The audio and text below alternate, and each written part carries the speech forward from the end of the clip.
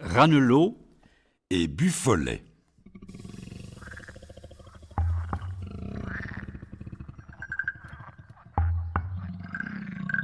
Le printemps.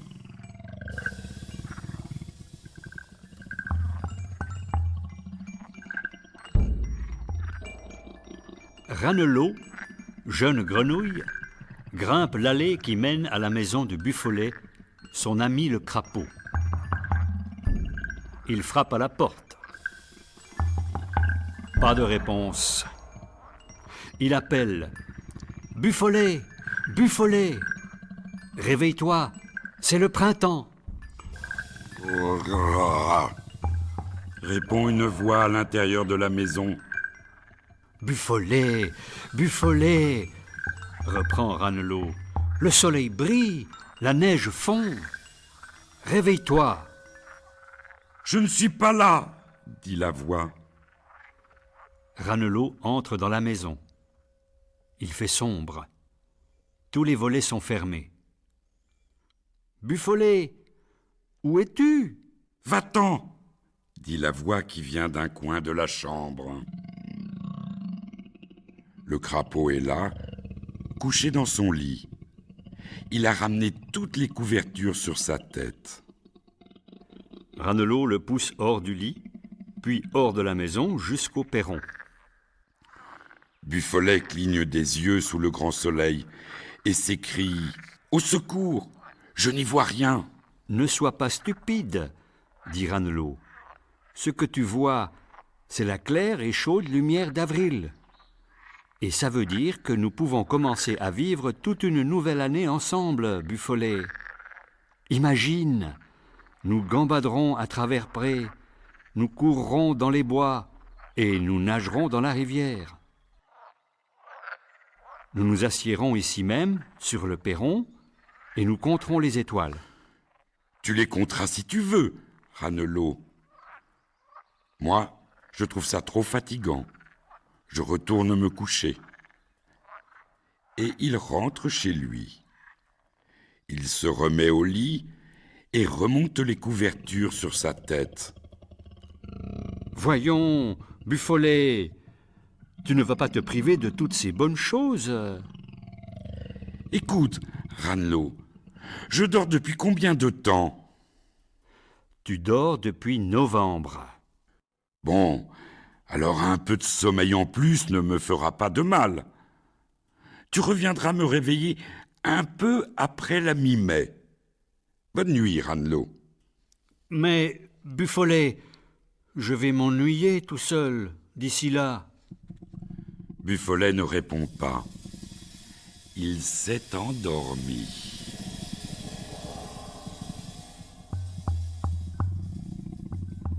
Ranelot regarde le calendrier. La page de novembre est encore là. Ranelot la déchire. Il déchire aussi la page de décembre, et celle de janvier, celle de février et celle de mars. Il arrive à la page d'avril. Il la déchire aussi. Il court alors vers le lit de Buffolet. « Buffolet, Buffolet, réveille-toi vite. Nous sommes en mai maintenant. »« Que dis-tu, grogne Buffolet ? Est-ce possible qu'on soit déjà en mai ? » ?»« Oui, regarde ton calendrier. » Buffolet regarde le calendrier. C'est bien la page de mai qui est là. « Eh bien, nous voilà donc en mai, dit-il en sautant du lit. » Et Ranelot et lui se précipitent dehors pour voir comment est le monde au printemps.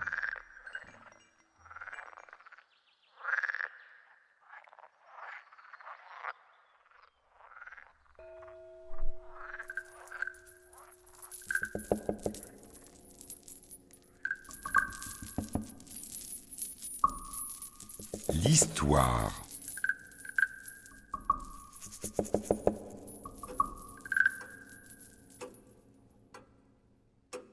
Un certain jour d'été, Ranelot ne se sent pas bien. « Qu'as-tu, Ranelot ?» demande Buffolet.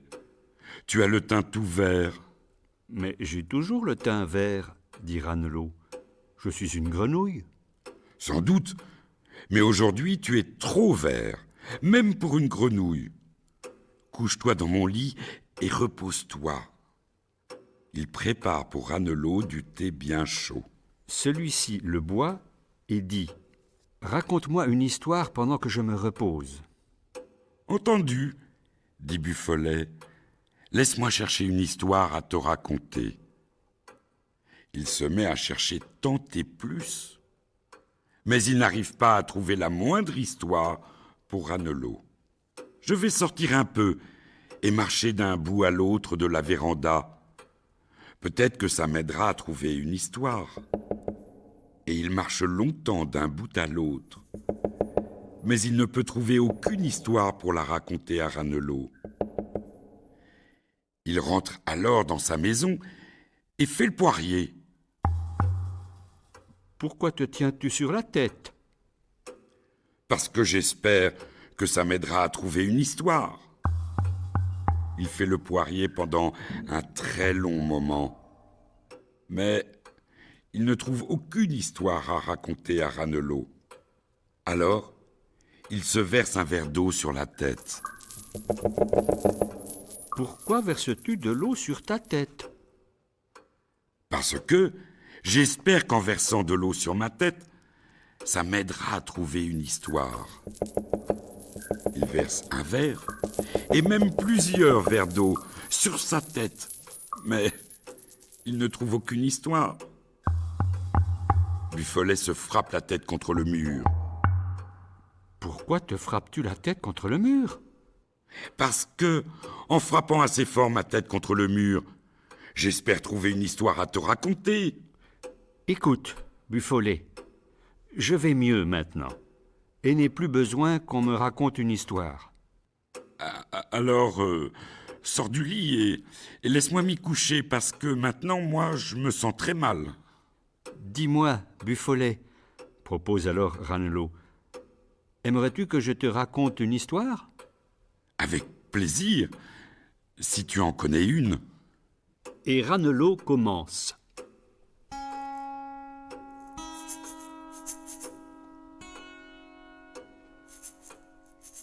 Il était une fois deux bons amis, une grenouille et un crapaud.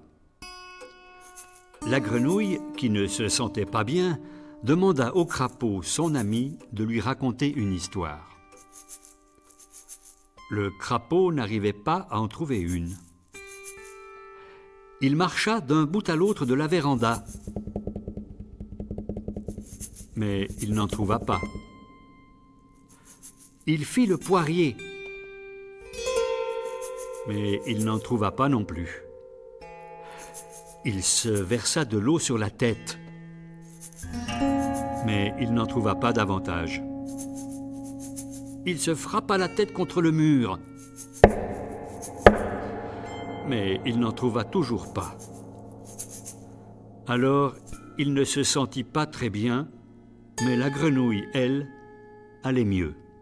Le crapaud alla donc se coucher, et la grenouille se leva et lui raconta une histoire.